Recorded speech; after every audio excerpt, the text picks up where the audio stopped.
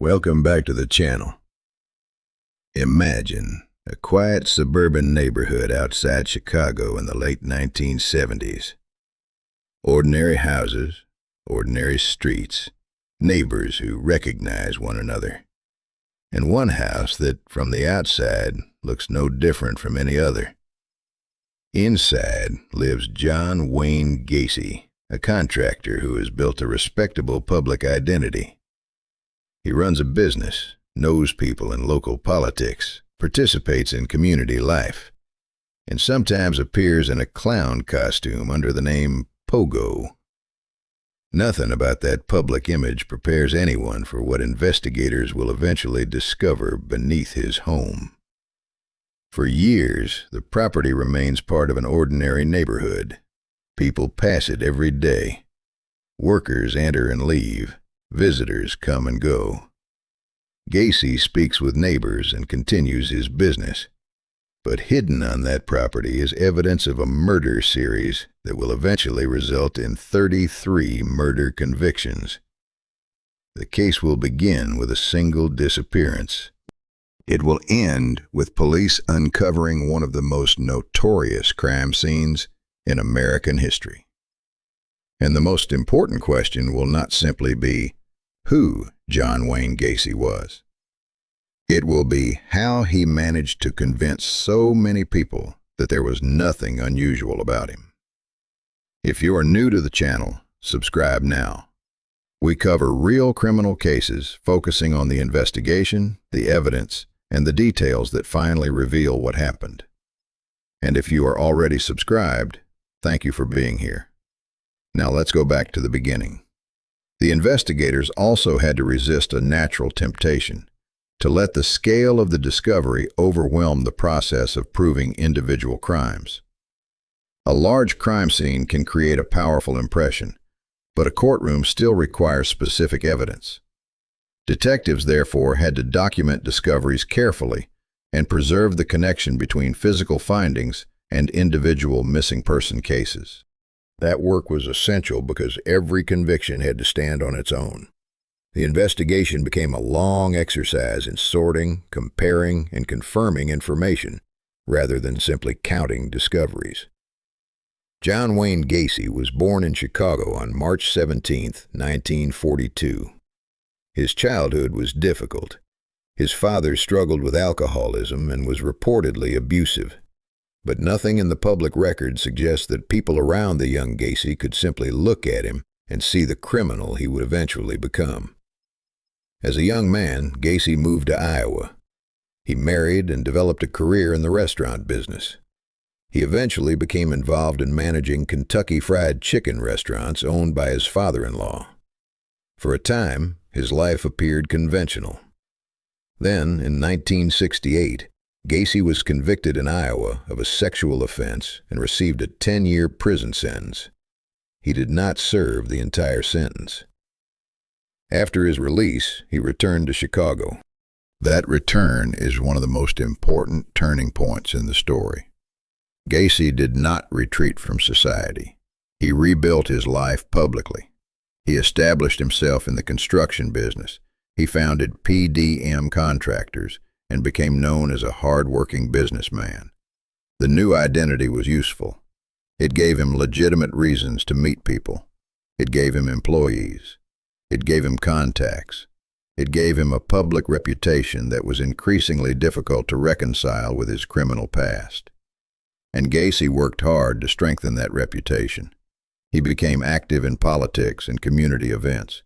He knew local officials and appeared in photographs connected with political activities. He was no longer simply trying to avoid attention. He was creating a version of himself that attracted the right kind of attention. The timing of the investigation is also important. Gacy was arrested in 1979, and his convictions followed in 1980. The FBI's historical record places its investigative assistance within that period. The case, therefore, belongs to an era when law enforcement was developing new ways of thinking about serial offenders. Investigators were learning that a repeated pattern could be more informative than any single incident. That shift in thinking would become increasingly important in later decades. One of the strangest parts of Gacy's public identity was his clown persona.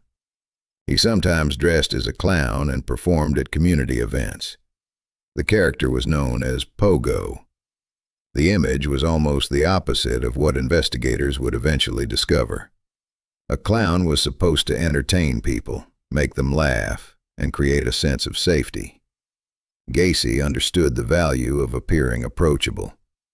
The clown persona became part of his public life, but it was only one part of a much larger image. To different people, Gacy could be different things. To customers, he was a contractor. To employees, he was a boss. To political contacts, he was a community participant. To neighbors, he was a familiar man living nearby. That ability to occupy several ordinary roles mattered enormously. The danger was not hidden because Gacy was invisible. The danger was hidden because he was visible in ways that appeared harmless. And that distinction would become central to the investigation. Years later, the phrase "killer clown" would become permanently associated with his name. But the costume itself was not the important part. The important part was the trust surrounding the man wearing it. People often assume that a dangerous person should look dangerous. Gacy's case demonstrated how unreliable that assumption can be. The man who would eventually be convicted of 33 murders had spent years constructing an ordinary public identity. And that identity would help him remain outside the focus of suspicion until the final stage of his crimes. There was another practical difficulty. Investigators had to identify people whose disappearances might not initially have appeared connected to Gacy. Some records were old. Some families had been waiting for answers. Some evidence required laboratory examination or comparison with information collected elsewhere. The investigation therefore moved in two directions at once: inward, toward the physical evidence on Gacy's property, and outward, toward the wider record of missing people in the region. Gacy lived in a ranch-style home in the Chicago area. From the street, there was nothing extraordinary about it. It was simply another house in a residential neighborhood. But the property contained a crawl space beneath the building. That space would eventually become the center of a massive investigation. According to the Illinois Supreme Court, 29 bodies were discovered on Gacy's property, including remains found beneath the house and in other parts of the property. 4 additional bodies were recovered from the Des Plaines and Illinois rivers. The numbers are difficult to comprehend. But the investigators did not know any of this when they first began looking at Gacy. They were not initially conducting a search for 33 murders. They were investigating a missing person. That distinction matters. Large criminal cases often begin with a small piece of information that does not yet reveal the scale of the problem. A person disappears. A family asks questions. A police report is filed. A witness remembers a conversation. A vehicle is noticed. A name appears in an investigation. The challenge for detectives is recognizing when those separate details belong to the same story.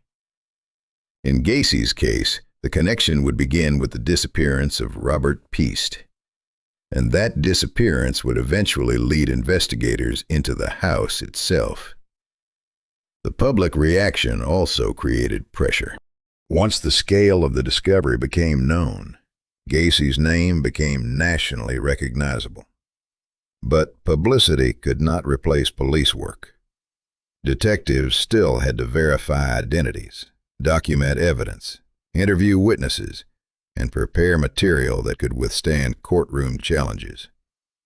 The difference between a sensational headline and a successful prosecution is evidence. In Gacy's case, investigators had to build that evidence step by step. On December 11, 1978, Robert Piest disappeared in Des Plaines, Illinois. Piest was working at Nissen Pharmacy. That evening, his mother arrived to pick him up. Instead of leaving with her, Piest said that he wanted to speak with a contractor about a possible job. That contractor was John Wayne Gacy. Piest left the pharmacy. He never returned. For investigators, this was an unusually important lead. They had a missing person. They had a specific appointment. They had a named contractor. And they learned that Gacy had been at the pharmacy around the time Piest disappeared. The investigation quickly turned toward him. Detectives began examining Gacy's movements and explanations. They looked at his business. They looked at his past. They looked at the people who worked for him. And they began asking a much more uncomfortable question. Was Gacy simply the last person connected to a missing man, or was he directly responsible? The investigation had reached a point where ordinary explanations were no longer enough. Police needed evidence. They needed to know what had happened to Piest. And that meant taking a closer look at Gacy's property. The closer they looked, the more unusual details they noticed. The house had a persistent odor. There were circumstances surrounding the property that Gacy had previously explained in ordinary terms. But investigators now had a reason to question those explanations. They obtained a search warrant. And the search changed the case forever. The case also shows why a suspect's social reputation can become a dangerous distraction. Investigators cannot assume that a respected person is innocent, but they also cannot assume that a disliked person is guilty. The correct approach is to examine the facts without allowing reputation to decide the conclusion. Gacy's public image made him difficult to imagine as a killer, but the evidence eventually made his image irrelevant. Police entered Gacy's home looking for evidence connected to Robert Piest. The search was focused. Investigators were trying to find information that could explain a disappearance. But the property quickly became more important than anyone had expected. They examined objects. They examined rooms. They examined the property itself. And eventually, attention turned toward the crawl space. That was where investigators found the first human remains. The discovery immediately transformed the investigation. This was no longer a missing person case involving one man. The police were looking at a potential series of murders. Then additional remains were discovered. The number increased. The investigation expanded. Every discovery created another question. Who was the person? When had they disappeared? How had they become connected to Gacy? What evidence could identify them? And how long had the crimes been taking place? The property became a crime scene on a scale that investigators had never expected when they first began following the trail of Robert Piest. The Illinois Supreme Court later recorded that 29 bodies were recovered from Gacy's property. 4 more were found in rivers. The investigation therefore had to extend beyond the house. Detectives were not only excavating a property, they were reconstructing years of disappearances. They had to compare missing person reports, witness statements, physical evidence, and information from Gacy himself. The house had provided the breakthrough. Now the investigators had to turn that breakthrough into a complete case. The physical setting mattered as well. Gacy's property gave investigators a concentrated location in which to work. Once the search began, discoveries could be documented in relation to the house and surrounding areas. That made the property itself an important source of information. The location was not merely where evidence was found. It became part of the reconstruction of how the crimes had been concealed. The most difficult part of the investigation was not simply discovering the remains. It was identifying the people. Each discovery represented a separate case. A missing person report somewhere. A family waiting for news. A disappearance that might have been investigated by different officers at a different time. Investigators had to build connections between old reports and new evidence.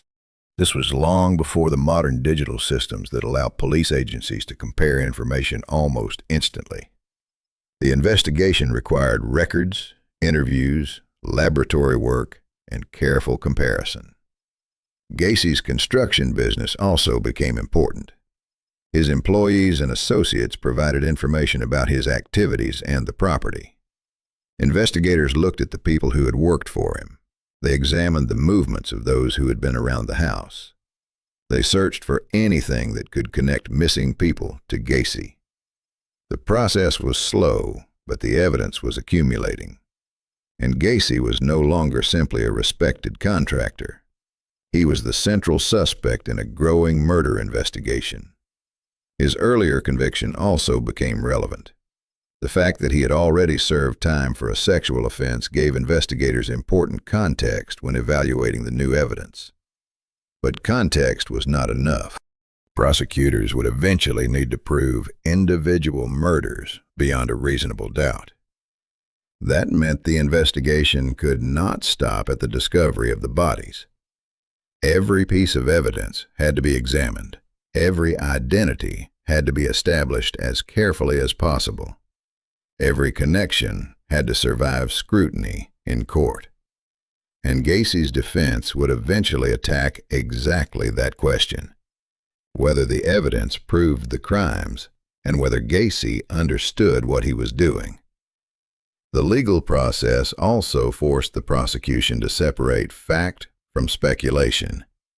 Public discussion of a notorious case can quickly become filled with theories about motives, personalities, or unknown victims. A courtroom has a different standard. Prosecutors must establish what can be proven. The Gacy prosecution, therefore, focused on the murders supported by admissible evidence, resulting in 33 convictions. The final number associated with Gacy's convictions was 33.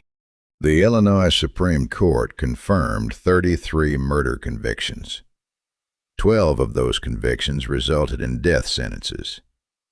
The remaining murder convictions resulted in natural life sentences. 33 is a simple number to say, but it represents 33 separate homicide cases, 33 investigations, 33 sets of evidence, and 33 victims whose disappearances had to be explained. The investigation, therefore, became much more than a search for a single killer. It became an attempt to reconstruct an entire period of criminal activity. Gacy had been living a public life while the crimes were taking place. He was working. He was maintaining relationships. He was involved in community activities. He was dealing with customers. He was operating his business. The contrast was one of the most unsettling elements of the case. A person could see Gacy during the day and have no reason to imagine what investigators would later discover. That is why the case became such an important example for criminal investigators and researchers. The question was not simply how to identify a violent offender. It was how to recognize one when the person did not fit the public image people expected. Gacy's success depended heavily on the distance between his public identity and his hidden behavior. But once police discovered the bodies, that distance disappeared. The evidence was physical. It was on his property, and it could no longer be explained by reputation. The FBI's later historical account is especially useful because it places Gacy within the development of behavioral analysis. Agents John Douglas and Robert Ressler conducted systematic interviews with serial offenders, including Gacy, as part of efforts to understand violent criminal behavior. The purpose was to identify patterns that could assist future investigations. This was part of a broader shift toward treating behavior itself as investigative information. As the investigation developed, Gacy made statements about the killings. According to the Illinois Supreme Court, on the night before his arrest, he told his attorneys that he was responsible for 33 murders. That statement was significant, but investigators still had to verify the details. A confession is not a substitute for evidence. Investigators had to determine whether Gacy's statements matched what had actually been discovered. They compared his information with the remains, the property, missing person reports, and other evidence. Some of his statements were also complicated by his attempts to explain his behavior through claims about his mental state. That would become important during the trial. Gacy's defense argued that he was legally insane. The prosecution disagreed. The question was not whether Gacy had psychological problems. The legal question was whether those problems prevented him from understanding the nature and wrongfulness of his actions. The evidence would be presented to a jury. Experts would testify. The defense would challenge the prosecution's interpretation of Gacy's behavior, and the prosecution would point back to the organization of the crimes, the concealment of the bodies, and the evidence recovered from his property. The trial would ultimately decide whether the jury believed the insanity defense. But before that happened, investigators had to finish building the case. Another important point is that the final number of convictions should not be confused with every theory ever proposed about Gacy. The documented legal case concerns 33 murders. A responsible account should distinguish proven convictions from speculation about other possible crimes. The strongest part of the story is already extraordinary. Investigators established 33 murder convictions and recovered 29 bodies from Gacy's property, with 4 additional bodies recovered from rivers. The investigation also attracted the attention of the Federal Bureau of Investigation. The FBI provided investigative assistance to Illinois law enforcement. The Bureau's records on Gacy remain part of the FBI vault. The FBI describes Gacy as having been arrested in 1979 and later convicted in 1980 of 33 murders. His case also became relevant to the development of behavioral analysis. The FBI's historical materials explain that its behavioral science unit began studying patterns in violent offenders and conducting systematic interviews with serial killers, including Gacy. This work was not about turning a criminal into a celebrity. It was about understanding patterns, how offenders behaved, how they selected victims, how they interacted with investigators, how they attempted to control the narrative around their crimes. The goal was practical. If investigators could recognize behavioral patterns, they might be able to connect crimes that otherwise appeared unrelated. That problem had been particularly important in serial murder investigations. A person can disappear in one jurisdiction while another disappearance occurs somewhere else. Without communication and comparison, investigators may not realize that the same offender is responsible. The Gacy case demonstrated how valuable cooperation could be. Local investigators had the crime scene. Other agencies had information. Federal investigators could contribute additional resources and expertise. The investigation, therefore, became more than a local police operation. It became part of the broader study of serial crime in the United States. And the lessons learned from cases like Gacy's would influence criminal investigative analysis for decades. In the end, the investigation succeeded because several independent forms of evidence reinforced one another. The disappearance of Robert Piest created the initial focus. The search produced physical evidence. The physical evidence connected the property to missing people. Statements from Gacy provided additional information. Witnesses and records helped establish the broader pattern. The prosecution then presented those elements to a jury. The case was not solved by one clue alone. Gacy's trial began in 1980. The prosecution presented its case around the evidence gathered during the investigation. The remains were central. So were the circumstances connecting individual victims to Gacy. The defense focused heavily on mental illness. Gacy's attorneys argued that he was legally insane. Psychiatric experts presented different interpretations of his mental state. The jury had to decide which interpretation was supported by the evidence. But there was another problem for the defense.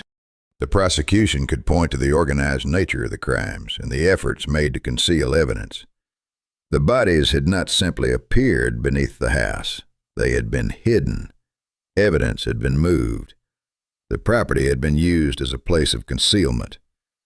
The prosecution argued that these actions demonstrated awareness of wrongdoing. The jury ultimately rejected the insanity defense. Gacy was convicted of 33 murders. 12 death sentences were imposed. The remaining murder convictions carried natural life sentences. The verdict closed one stage of the case. But Gacy's legal strategy did not end. The death sentence meant that his attorneys would continue challenging the conviction and punishment through appeals. The case would move through Illinois courts and later through the federal system. For Gacy, the courtroom battle was not over. For investigators, however, the central question had been answered. The man they had been investigating was now formally convicted of 33 murders. The investigators also had to resist a natural temptation to let the scale of the discovery overwhelm the process of proving individual crimes. A large crime scene can create a powerful impression, but a courtroom still requires specific evidence. Detectives, therefore, had to document discoveries carefully and preserve the connection between physical findings and individual missing person cases. That work was essential because every conviction had to stand on its own. The investigation became a long exercise in sorting, comparing, and confirming information, rather than simply counting discoveries. The years after the trial were filled with legal challenges. Gacy's attorneys argued that various aspects of the investigation and trial had been improper. They challenged the handling of evidence. They challenged questions concerning psychiatric testimony. They challenged the effectiveness of legal representation. The Illinois Supreme Court reviewed the case. In 1984, the court considered Gacy's appeal and upheld the convictions and sentences. In 1988, the Illinois Supreme Court again reviewed his post-conviction claims and rejected them. The case then continued through federal litigation. The process was lengthy because a death sentence receives extensive judicial review. Every major legal claim had to be considered. Every stage created another opportunity for the defense to seek relief. But the courts repeatedly left the core convictions intact. The evidence discovered at Gacy's home remained central. The number of victims remained 33. The death sentences remained in place for 12 murder convictions. Eventually, there were no remaining legal arguments capable of preventing the execution. The investigation that had begun with a missing person had now reached its final legal stage. Gacy had spent years attempting to avoid the ultimate punishment, but the courts had repeatedly rejected his challenges.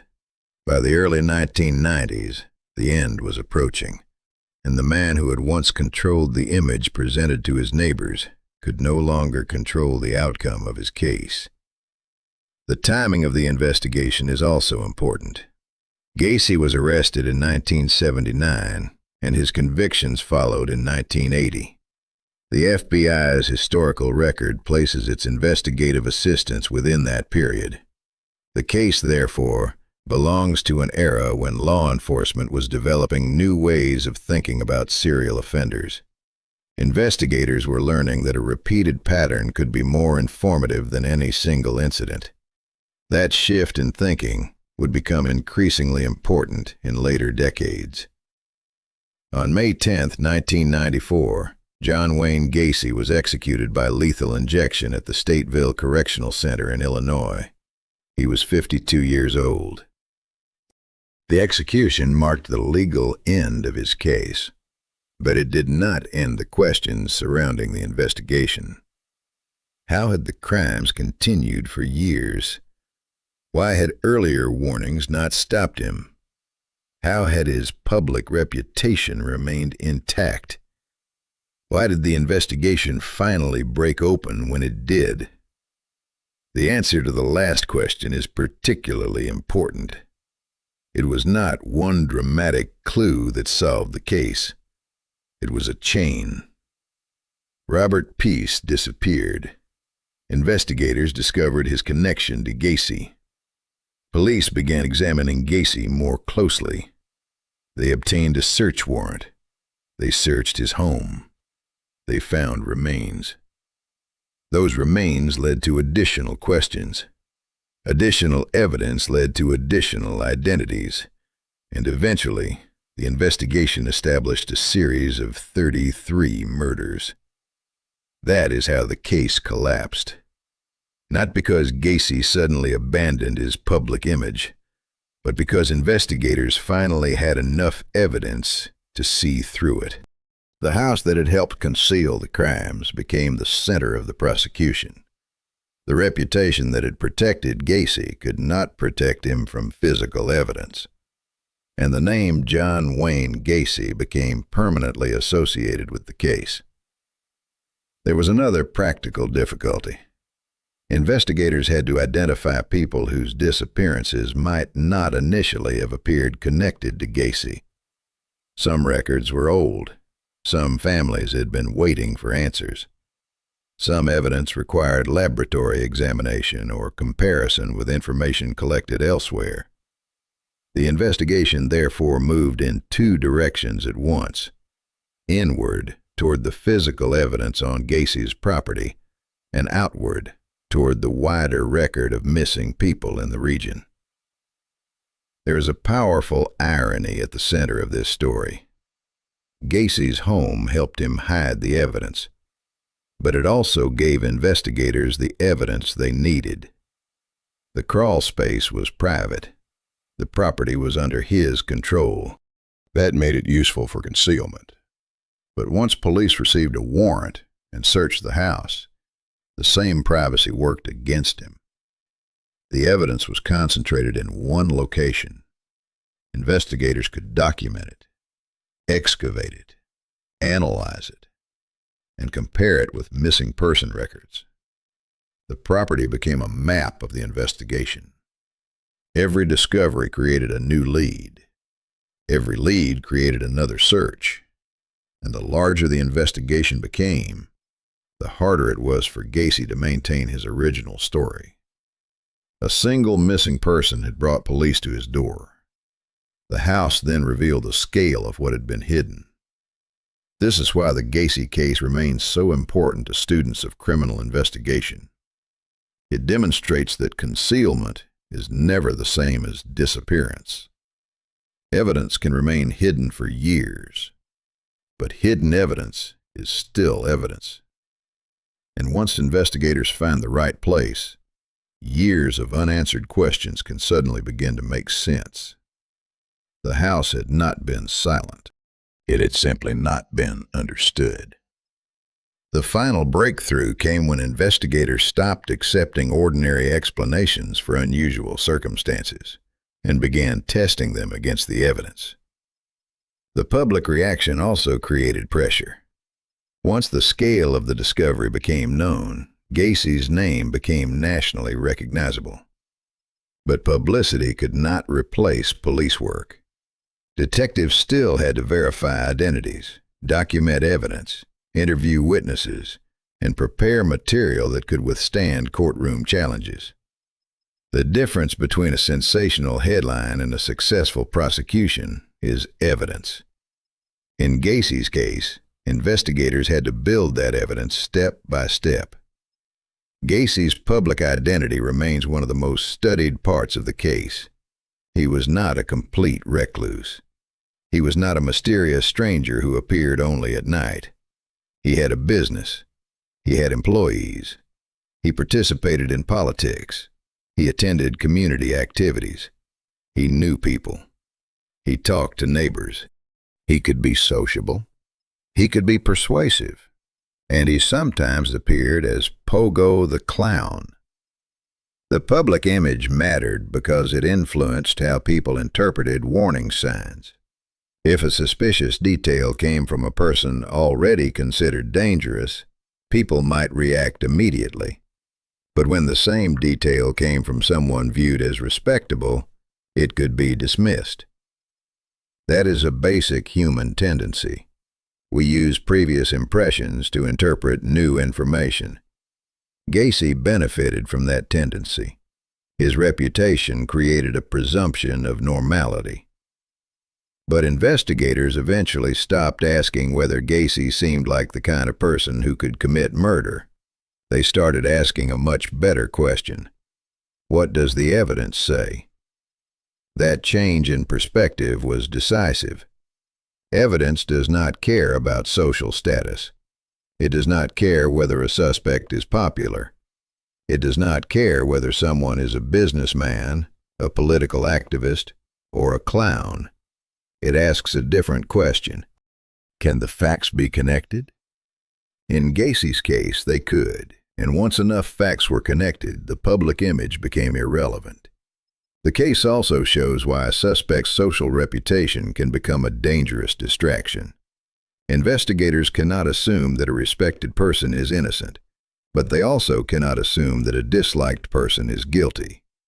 The correct approach is to examine the facts without allowing reputation to decide the conclusion. Gacy's public image made him difficult to imagine as a killer, but the evidence eventually made his image irrelevant. The Gacy case also illustrates a broader problem with serial investigations. A serial offender does not necessarily commit crimes in a way that makes the pattern immediately obvious. Different victims may disappear in different places.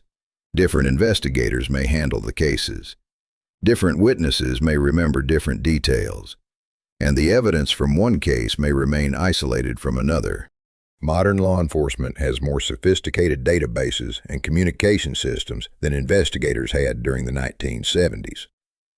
The FBI's later development of behavioral analysis and the National Center for the Analysis of Violent Crime reflected a growing effort to help investigators recognize patterns in violent crime. The FBI's own history describes how the Behavioral Science Unit studied serial offenders and how criminal investigative analysis developed into a specialized investigative tool. Gacy's case became part of that history. The goal was not simply to understand one offender. It was to improve the ability of investigators to recognize future offenders. A missing person should not always be viewed as an isolated event. A suspicious vehicle may matter. A repeated name may matter. A witness statement that seems insignificant may become important later. The central lesson is simple. Investigations improve when information is connected. The Gacy case showed what can happen when the pieces finally come together. One disappearance became a suspect. The suspect became a search. The search became a crime scene. The crime scene became a series of identities. And those identities became 33 murder convictions. The physical setting mattered as well. Gacy's property gave investigators a concentrated location in which to work. Once the search began, discoveries could be documented in relation to the house and surrounding areas. That made the property itself an important source of information. The location was not merely where evidence was found. It became part of the reconstruction of how the crimes had been concealed. It is easy for a true crime story to become focused entirely on the offender. That can be misleading. The case was never really about a celebrity criminal. It was about people who disappeared.